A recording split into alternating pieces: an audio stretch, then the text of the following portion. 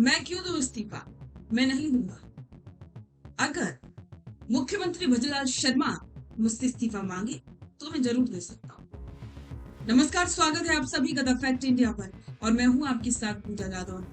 ये कहना है राजस्थान के शिक्षा मंत्री मदन दिलावर का, क्योंकि पिछले कुछ दिनों से लगातार शिक्षा मंत्री के इस्तीफे की मांग राजस्थान में उठ रही। कांग्रेस इस मुद्दे को प्रमुखता से उठा रही है कि मदन दिलावर को भी अब इस्तीफा दे देना चाहिए, लेकिन इस मामले में दो पहलू हैं। मदन दिलावर की तो मांग उठी रही है, लेकिन अब गोविंद सिंह डोटासरा पर भी सवाल खड़े हो रहे हैं। तो गोविंद सिंह डोटासरा जो खुद जब शिक्षा मंत्री थे तब पेपर लीक की घटनाएं हुई, आरएस जैसी भर्ती परीक्षा में धांधली की खबरें आई, वो अब इस्तीफा किस मुंह से मांग रहे हैं। तो आज इस वीडियो में हम विस्तार से बात करेंगे मदन दिलावर की भी और गोविंद सिंह डोटासरा।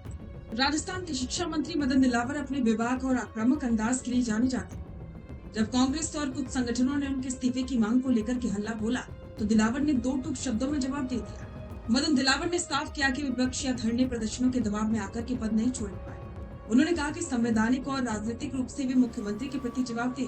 जब मुख्यमंत्री भजनलाल शर्मा उनसे इस्तीफा मांगेंगे तभी वे इस्तीफा देंगे। दिलावर ने यह भी दावा किया कि वे शिक्षा व्यवस्था में अनुशासन लाने और सालों से चली आ रही धांधली को खत्म करने का काम कर रहे हैं, जिससे कुछ लोगों को तकलीफ हो रही। लेकिन अब इस पूरे जंग में सबसे बड़ा सियासी मोड़ तब आया जब कांग्रेस प्रदेश अध्यक्ष और पूर्व शिक्षा मंत्री गोविंद सिंह डोटासरा खुद कटघरे में खड़े नजर आए। सत्ता पक्ष और राजनीतिक जानकारों ने सवाल उठाया है कि डोटासरा जब खुद शिक्षा मंत्री थे तब राजस्थान के लाखों युवाओं का भविष्य गर्त में धकेला गया। कांग्रेस शासन में 17 से ज्यादा सरकारी भर्तियों के पेपर लीक हुए, रीट भर्ती परीक्षा में बड़ी धांधली हुई और आरएस भर्ती परीक्षा में रिश्तेदारों और चहेतों को फायदा पहुंचाने के गंभीर आरोप लगे। उस समय ना तो गोविंद सिंह डोटासरा ने अपने पद से इस्तीफा दिया और ना ही उनके खिलाफ कोई ठोस विभागीय कानूनी कार्रवाई। ऐसे में सवाल उठना लाजिमी है कि जिस नेता के अपने कार्यकाल में प्रदेश की साख पर धब्बा लगा, वे आज किस नैतिक अधिकार से मदन दिलावर का इस्तीफा मांग रहे। राजस्थान में शिक्षा विभाग का इतिहास हमेशा से ही राजनीति का अखाड़ा रहा है।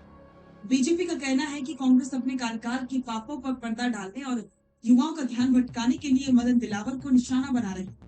वहीं दूसरी तरफ शिक्षकों के तबादले में हो रही देरी, निरीक्षण के दौरान सख्त नियमों और बयानों को लेकर के मदन दिलावर के खिलाफ भी असंतोष बना हुआ।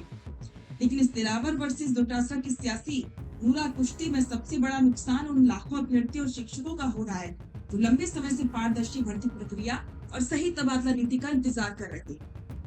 राजनीति में आरोप प्रत्यारोप का दौर नया नहीं है, लेकिन जब सवाल युवाओं के भविष्य और लाखों शिक्षकों के स्वाभिमान का हो तो नैतिक जिम्मेदारी का दायरा बढ़ जाता है।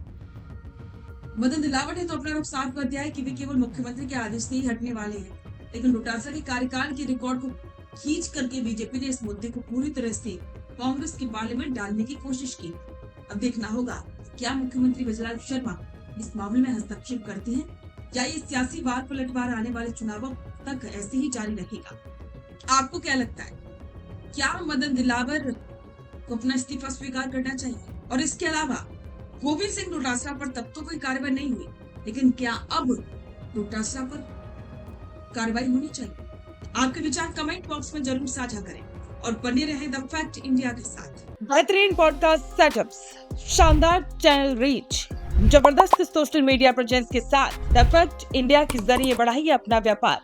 न्यूज वीडियोस में एलबेंट हो या फिर हर न्यूज की शुरुआत में हो आपके एड्स, फेसबुक पर आपके बिजनेस प्रमोशन वीडियोस और ग्राफिक्स हो या फिर इंस्टाग्राम पर कोलैबोरेशन के साथ रील्स, सब कुछ मिलेगा आपको द फैक्ट इंडिया पर। तो आज ही डीएम करें इंस्टाग्राम पर, व्हाट्सएप के नंबरों पर मैसेज करें और अपने व्यापार को दें ऑर्गेनिक प्रमोशंस की ताकत, सिर्फ द फैक्ट इंडिया न्यूज के साथ।